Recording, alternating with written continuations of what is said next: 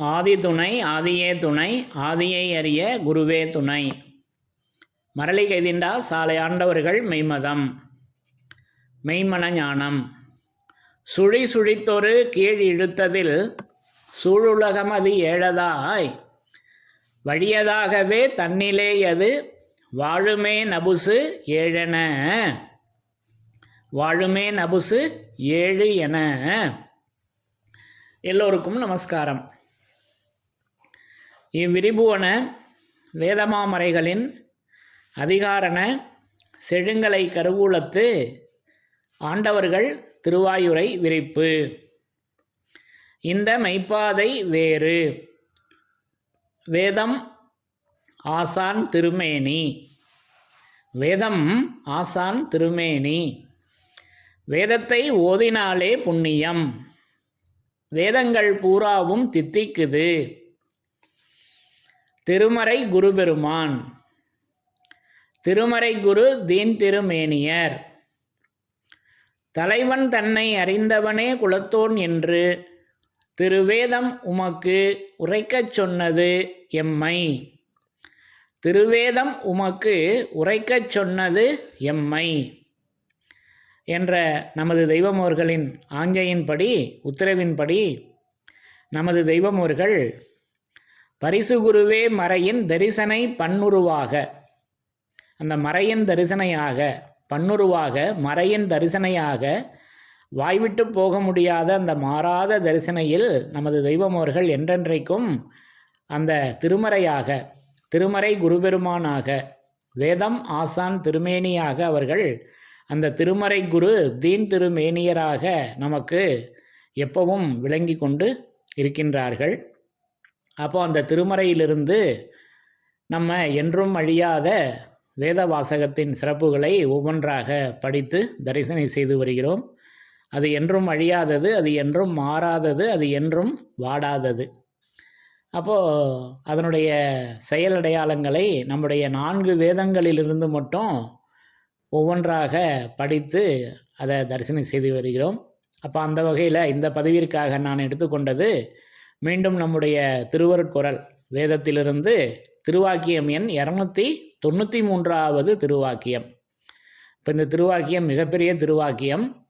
இது அந்த சென்னை உயர்நீதிமன்ற நீதிபதி அவர்கள் வந்திருந்த போது வெளியாகிய நமது தெய்வமோர்களின் அருள்வர்ஷிப்பு. அதில் என்றும் அழியாதது எப்படி இருக்கிறது என்பதை அற்புதமாக நமக்கு மிக மிக எளிமையாக நமக்கு இந்த திருவாக்கியத்தில் எடுத்து வழங்கியிருக்காங்க. அப்போ அந்த அழியாதது அது இந்த உடலானது அழியும், ஆனால் நித்திய பொருளான உயிர் அழிவதில்லை. அப்போ அந்த அழியாத உயிர் நமது தெய்வமோர்களின் அழியாத அந்த உயிர் எப்படி அந்த மௌனதாரையாக விளங்கி கொண்டிருக்கின்றது என்பதை இங்கே நமக்கு அற்புதமாக எடுத்து காட்டியிருக்காங்க திருவசனமாக. அதை மிக மிக எளிமையாக படித்து தரிசனை செய்யலாம். பிரம்மோதய மெய்வழிச்சாலை ஆண்டவர்கள் திருவாக்கியம். திருவாக்கியம் எண் 293, பக்கம் பழைய அச்சுநூல் பக்கம் எண் 243. அவ்வாறு பெற்று வந்த செம்மல்களின் கையிலேதான் உபதேசம் என்ற நிஜ செயல் இருக்கும். மறைமொழி மாந்தர் பெருமை நிலத்தில் நிறைமொழி காட்டிவிடும்.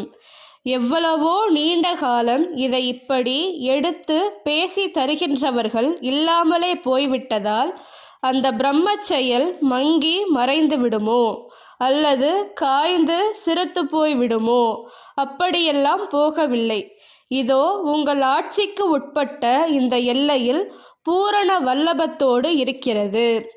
இதை நாம் 69 சாதிகள் அடங்கிய பல ஆயிரக்கணக்கான மக்களுக்கு நிரூபித்து விட்டோம்.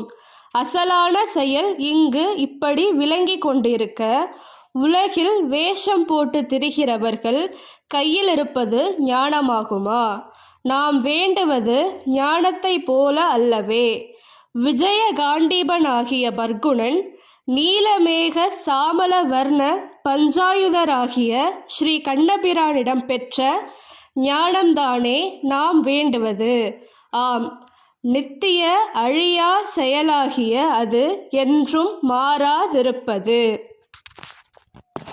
அப்போ இந்த திருவாக்கியத்தில் அந்த என்றும் அழியாதது, அது என்றும் மாறாதது, அது என்றும் வாடாதது எப்படி இருக்கிறது என்பதை நமக்கு தெய்வம் அவங்க எடுத்து காமிச்சிருக்காங்க. அப்போது இதுக்கு ஒரு திருக்குறளையும் உதாரணமாக எடுத்துக்கொண்டு அதை நிறையா இதெல்லாம் நம்ம ஏற்கனவே வேதத்தின் சிறப்புகளில் இந்த பகுதியை தரிசனம் பண்ணியிருக்கிறோம் அல்லவா. அவ்வாறு வந்த செம்மல்கள் கையிலே தான் உபதேசம் என்ற நிஜச்செயல் இருக்கும். மறைமொழி மாந்தர் பெருமை திருக்குறள்ல இருந்து எடுத்துக்கிட்டாங்க. மறைமொழி மாந்தர் பெருமை நிலத்து நிறைமொழி காட்டிவிடும். இதை நமக்கு 6வது திருவாக்கியத்திலையும் இந்த குறளை வந்து எடுத்து கொடுக்குறாங்க அல்லவா. அப்போது ஏன்னா அதுதான் ஆசான், அந்த மறைமொழி தான் ஆசான். திருஞான குறள் 46வது திருவாக்கியம். கலைமகள் வாசம் செய்யும் நாவினை உடையவர்களே மறைமொழி மாந்தர், அவர்களே உன் ஆசான் அல்லவா. அந்த வேதமாகி அந்த ஆசான் நமக்கு மறைமொழியாக, அது திருமறையாக நமக்கு விளங்கி கொண்டு அந்த மொழியாக அவங்க விளங்கி கொண்டிருக்காங்க. அப்போ நல்ல ஆழமாக கவனித்து படிக்கிறப்ப இந்த வாக்கியத்தில் மறைமொழி மாந்தர் பெருமை நிலத்து நிறைமொழி காட்டிவிடும். எவ்வளவோ நீண்ட காலம் இதை இப்படி பேசி தருகின்றவர்கள், இப்படி தாங்க தெய்வம் தந்திருக்காங்க. எப்படி தந்திருக்காங்க இந்த மெய்ப்பொருளை என்றால், என்னமோ அவங்க நம்ம என்ன நினச்சிக்கிட்டு இருக்கோம், ஒரு கற்பனையாக நினச்சிக்கிட்டு இருக்கோம். இப்போ நம்ம வந்து சாப்பிட்ற ஒரு உணவுப் பொருள் நமக்கு அப்பா எங்கே தர்றாரு, அம்மா தானே தருவாங்க. அம்மா எடுத்து இப்போ ஒரு லட்டு இருக்குது, அந்த லட்டு கொடுக்குறாங்கன்னா அதை கையில் எடுத்து கொடுக்குறாங்க அல்லவா. அது இனிப்பாக இருக்குது, நல்லா சுவையாக இருக்குது, வாங்கி சாப்பிட்றோம். அப்போது அதை போல் உபதேசம் என்பது இப்படி தான் நம்ம நினச்சிக்கிட்டு இருக்கோம். இப்போது இன்னும் அதை வந்து நேராக சொல்ல வேண்டுமென்றால், இந்த உலக மக்கள் அனைவரும் நம்ம உபதேசம் பெற்றிருக்கிறோம் வேதத்தின்படி. இப்போ நான் என்ன உபதேசம் பெற்றிருக்கிறேன் என்றால், நமது தெய்வம் அவர்கள் இறக்கிய அந்த வேதமாமறைகளை 4 வேதங்களையும் நான் வந்து உபதேசமாக பெற்றிருக்கிறேன். இது எப்படி இருக்கு பாருங்க. அப்போ இங்கு வந்து எமது வேதமணி சூழில் நீ மறுபிறப்பு அடைந்து, அப்போ அந்த மறுபிறப்பு அடைந்த இடம்தான உபதேசம். அப்போ இங்கு வந்து இப்போ இதெல்லாம் நம்ம திருஞான குறள் திருவாக்கியம் எண் 74 அல்லவா. 74வது திருவாக்கியத்தில் வேதத்தின் சிறப்பாக படித்து தரிசனம் செய்திருக்கிறோம் அல்லவா. அப்போ இங்கு வந்து எமது வேதமணி சூழில் நீ மறுபிறப்பு அடைந்து 6வது அறிவை பெற்றிருக்கிறாய். நீங்கள் பெற்ற 6வது அறிவின் பெருமையை ஒவ்வொரு நாளும் ஒவ்வொரு நேரமும் எண்ணி எண்ணி பார்த்து விளக்கமாக பேச வேண்டும். அப்பொழுதுதான் அதன் பலன் உங்கள் கைவரவாகும் என்று நமக்கு அங்கே உத்தரவு கொடுத்துருக்காங்க அல்லவா. அப்போ அதை பேசணுமே. அப்போது பேசி தருகின்றவர்கள். அப்போது திருவாக்கியம் இதே திருவருட்குறளில் பேசி வர்றாங்க. கூச்சத்தை உதறிவிட்டு எம்மிடம் மடமடவென்று பேசி பழகு. அப்போ நம்ம தெய்வத்துக்கிட்ட பழகணும் அப்படின்னா பேசிதாங்க பழகணும். அப்போது இது நம்ம சாதாரணமாக நினச்சிக்கிறோம் பேசுகிறது என்பது, அதுதாங்க விஷயம். அப்போது உலகாயுதமாகவே பார்த்துங்களேன். இப்போ உலகத்தில் அரசியல் பதவிகளில் அரசியலுக்கு வருகின்றவர்கள் எப்படி ஆட்சியை பிடிக்கிறாங்க, பேசி தானே மக்கள்கிட்ட வந்து பேசி தானே அந்த ஆட்சியை பிடிச்சிருக்காங்க அல்லவா. அப்புறம் பணம் காசு கொடுக்குறாங்க, அது இப்போ கொடுக்குறாங்க. இப்போ இதில் இன்னும் பேசினா அது தவறாக போயிடும். அப்போது அவங்க எப்படி அந்த வர்ணஜாலம், அப்போ அதை வந்து நம்ம சொல்கிறோம் வாயிலேயே வடை சுடுறதுன்னு சொல்கிறோம். அதை வந்து கிண்டல் பண்ணுற விதமாக சொல்கிறோம், வாயிலேயே வடை சுடுறது என்பது. அப்போது அப்படி தான் அவங்க வந்து இந்த மண்ணுலக ஆட்சியும் அவங்க பெற்று அவங்க அதில் எவ்வளவு சம்பாதனை ஸ்திரம்பட நடத்தி வர்றாங்க. அதை பற்றி ரொம்ப டீப்பாக பேச வேணாம். அப்போ இங்கே நமக்கு தெய்வம் அவங்க அனந்தாதி தேவர்களுக்கு எப்படி அதை கொடுத்துருக்காங்கன்னா, இதை இப்படி பேசி தருகின்றவர்கள் இல்லாமலே போய்விட்டதால் அந்த பிரம்ம செயல் மங்கி மறைந்து விடுமோ, அதனால் மங்கி மறைஞ்சு விடுமோ, இல்லைன்னா காய்ந்து சிறுத்து போய்விடுமோ. எவ்வளவோ வெயில் அடிக்குது, அந்த வெயிலில் வந்து அது இத்து போயிருக்குமா. நம்ம துணி காய போடுற கயிறு கம்பி இதெல்லாம் வெளியில் வச்சுருக்கோம், அது குறிப்பிட்ட காலம்தான் இருக்குது, அதுக்கப்புறம் இத்து போயிடுது அல்லவா அது கயிறு. அது மாதிரி இத்து போயிடுமா? அப்படியெல்லாம் போகவில்லை. இதோ உங்கள் ஆட்சிக்கு உட்பட்ட இந்த எல்லையில் அது பூரண வல்லபத்தோடு இருக்கிறது அப்படின்னு பேசி வர்றாங்க. ஏன்னா பூரணமாக அந்த முழுநிலவாக அல்லவா நமக்கு தெய்வம் அவங்க அந்த ஆதிமை உதய பூரண வேதாந்தத்தை இறக்கி வச்சுருக்காங்க. அது பாருங்கள், அந்த பூரணம் ஒரு அண்ணாவுக்கு கூட நாமம் வச்சுருக்காங்க அல்லவா, அனந்தாதி தேவருக்கு. அப்போ அந்த பூரணம் அது ஆதிமை உதயபூரண வேதாந்தமாக விளங்கி கொண்டிருக்கிறது. இப்படி நான் அந்த உபதேசத்தை திருமறையாக நான் பெற்றிருக்கிறேன் நமது தெய்வம் அவர்களிடமே. அப்போது தெய்வம் அவர்களின் தூல திருமேனியை நான் பார்த்ததில்லை.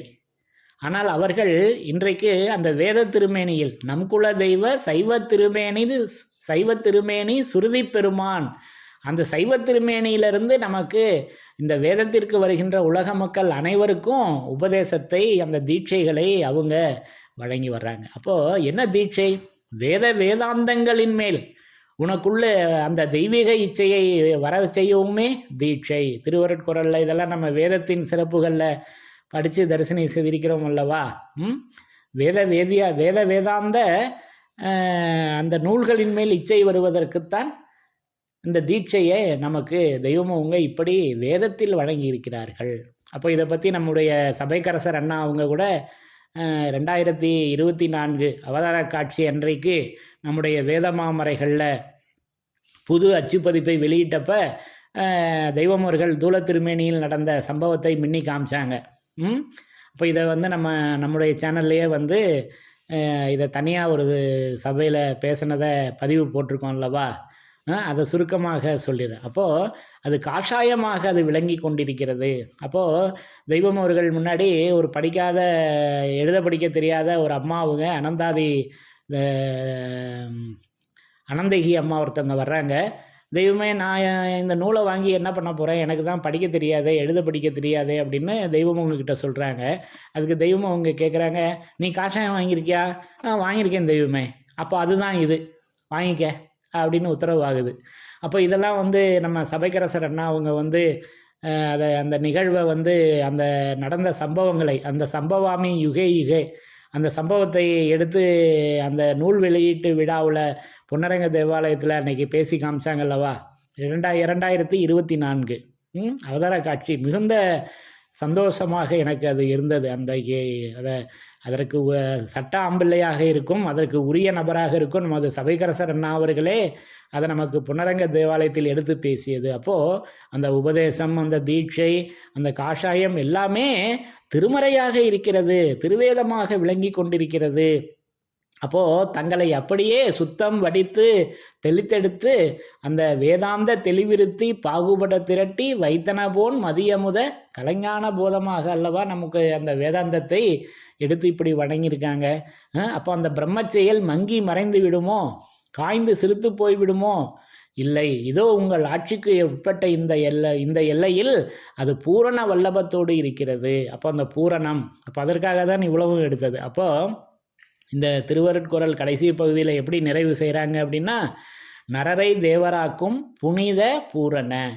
இப்போ பாருங்கள், புனிதம் அது புனிதமானது அல்லவா. அந்த பூரணம் அது பலமறை உதிக்கும் ஒரு மொழி கீதை உருவக உதயபாலிப்பு திருவிழாவில் இது நிகழ்ந்தது என்று நமக்கு திருவருட்குறள் 325வது திருவாக்கியத்தின் கடைசியில் இதை நமக்கு வாசகம் கொடுக்குறாங்க. அப்போ இதெல்லாம் நம்ம விரிவாக வேதத்தின் சிறப்புகளில் படித்து தரிசனம் செய்திருக்கிறோம் அல்லவா. அப்போ இப்படி இந்த செயல்களை எல்லாம் எடுத்து சொல்லி கடைசியாக நமக்கு அந்த அழியாதது எப்படி இருக்கிறது என்பதை மின்னி காமிக்கிறாங்க. அப்போது இந்த உடலானது அழியும், ஆனால் நித்திய பொருளான உயிர் அழிவதில்லை. அப்போ அந்த அழியாதது அது என்றும் மாறாதிருப்பது. அப்போ இதிலிருந்து தான் நான் திருடிக்கிட்டேன். அப்போ அது என்றும் அழியாதது, அது என்றும் வாடாதது, அது என்றும் மாறாதது என்பதை நம்ம சொல்கிறோம் அல்லவா. அப்போ அந்த மாறாதிருப்பது என்பது இந்த திருவாக்கியத்திலிருந்து தான் நான் திருடிக்கிட்டது அந்த வாசகத்தை. அப்போ அது என்னன்னு சொல்லி வர்றாங்க, அதை படிங்க. நித்திய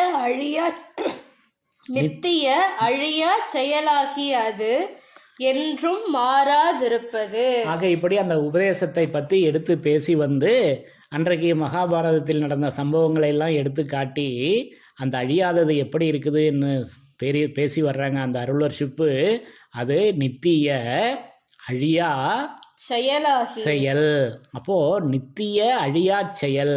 அப்போ இந்த உபதேசம் அது பகவானின் உபதேசம், பகவத்கீதை. கீதை என்றால் உபதேசம் அல்லவா. ஒளிநாடாவில் தெய்வம் அவங்க விரிப்பு கொடுத்துருக்காங்க. அப்போது அது முராதி, அது குருமுராதியாக நமக்கு எடுத்து வச்சுருக்காங்க, குருவினுடைய உபதேசம். அப்போது அந்த குருவினுடைய உபதேசத்துக்குன்னே நமக்கு ஒரு பகுதியவே இறக்கி வச்சுருக்காங்க ஆதிமை உதயபூரண வேதாந்தத்தில். அந்த ஒரு பகுதி மட்டும்தானா அப்படின்னா நம்முடைய வேத நூல்கள் அவ்வளவுமே 4 வேதமும் நமக்கு தெய்வம் அவர்களின் உபதேசம்தான். இது நம்மளுடைய தேசம், இது நம்ம இருக்க உடம்பு, அது இறைவனுடைய இரண்டாவது தேசம் அது நமது தெய்வம் அவர்களின் தேசம் இன்றைக்கு அந்த வேத வாசகமாக விளங்கி கொண்டிருக்கிறது என்பதை சொல்கிறாங்க. நான் இதை தான் சொல்லி வரேன். இதை கேட்குறவங்க நீங்கள் எதுவும் கற்பனையாக எதுவும் நினச்சிக்க வேண்டாம். நான் உபதேசம் பெற்றிருக்கின்றேன் என்பதை எதை நான் சொல்லி வருகிறேன் என்றால், இந்த வேதமாமறையை நான் உபதேசமாக பெற்றிருக்கிறேன். அந்த காஷாயத்தை, அந்த தீட்சையை நமக்கு வேத வாசகமாக திருவாக்கியமாக அதை எடுத்து வெளியாக்கி இருக்கிறார்கள் அல்லவா? அப்போது முடியிலோர் பழமை காவி. அப்போது காவி நிறத்தில் நமக்கு அனந்தாதி தேவர்கள் அதை தெய்வ உத்தரவு கொடுத்துருக்காங்க. அப்போது முடியிலோர் பழமை காவி என்று நமக்கு ஆடுமைப்பு திருக்கோலப்பாவெல்லாம் இதை மின்னி காமிச்சிருக்காங்க. இப்போ இதெல்லாம் விளக்கமாக பேசணும். அப்போது பழமை காவி, அப்போது அது காவி ஏறிய அண்டர் கோணிடம் காணுவாய் முப்பாலையே என்று மெய்மன ஞானத்தில் பேசி வர்றாங்க. அப்போ அந்த காவி நிறம் வேதமாமறையில் பழமையாக எடுத்து வச்சுருக்காங்கங்க. இப்போ இதெல்லாம் விரிப்பு நிறையா இருக்குது. இப்போ இந்த ஒரு இடம் மட்டும் நம்ம எடுத்துக்கிட்டோம். ஆக இப்படி அந்த அழியாதது, அது அழியாத நிலைத்த அழியாத செயலாகிய அது என்றும் மாறாது இருப்பது என்று கொண்டு வந்து நமக்கு அந்த 293வது திருவாக்கியத்தில் இந்த பகுதியில் எடுத்து வழங்கி இருக்கிறாங்க. ஆகவே அந்த அழியாதது அது நிலைத்த அழியா செயலாக அதை நமக்கு, அப்போது அது செயல். அப்போது இந்த நூலில் செயலில்லாத வாசகமே கிடையாது. அப்போ நம்முடைய பேச்சு செயலே இல்லாதது, தெய்வம் அவர்களின் பேச்சு, இறைவனுடைய பேச்சு என்றும் செயலுடையது. அது செயலுடைய வாசகமாக நமது தெய்வம் அவர்களின் வேதம், நமது தெய்வம் அவர்களின் வேதம் மட்டுமல்ல, இதுவரைக்கும் வந்த ஒவ்வொரு விஞ்ஞான மகத்துக்களும் இறக்கிய வேதங்களும் செயலுடைய வாசகமாக இப்படி விளங்கி கொண்டிருக்கின்றன என்பதை நமக்கு என்றும் அழியாத அந்த வேத வாசகத்தின் சிறப்பாக அது நிலைத்த செயலாக நமக்கு இதை என்றும் மாறாத செயலாக அது வாய்விட்டு போக முடியாத அந்த மாறாத தரிசனையாக நமக்கு தெய்வம் அவர்கள் இப்படி வழங்கியிருக்கிறார்கள் என்பதை நான் இப்போ இதை சுருக்கமாக தான் இங்கே இந்த பகுதியில் நான் பேசி விரிச்சிருக்கேன். இதுக்கு இன்னும் விரிப்பு நிறைய இருக்குது. பின்வரும் காலங்களில் அதை பற்றி அந்த பழமை, அந்த காவி, திருவசனம் என்பதை பற்றிலாம் விரிவாக நம்முடைய வேதமாமறையில் அதற்கு விரிப்பு நிறையா வச்சுருக்காங்க. அதை பின்வரும் காலங்களில் அதை நம்ம பகிர்ந்து கொள்ளலாம் என்று கூறி, ஆகவே என்றும் அழியாத அந்த வேத வாசகம் அது அழியாத நிலைத்த செயலாக நமக்கு அது என்றும் மாறாமல் இருக்கக்கூடிய செயலாக என்றும் மாறாதிருப்பதாக அதை நமக்கு அந்த செயலை, அந்த வாசகத்தை இப்படி நமக்கு இந்த பகுதியில் வழங்கியிருக்கிறார்கள் என்பதை இப்படி நான் பேசி விளங்கி கொண்டேன் என்று கூறி, என்றும் அழியாத, என்றும் மாறாத, என்றும் வாடாத வேத வாசகத்தின் சிறப்புகள் தொடரும். தலைவன் தன்னை அறிந்தவனே குலத்தோன் என்று திருவேதம் உமக்கு உரைக்கச் சொன்னது எம்மை. என்றும் அழியாத வேத வாசகத்தின் சிறப்புகள் தொடரும். எல்லோருக்கும் நமஸ்காரம்.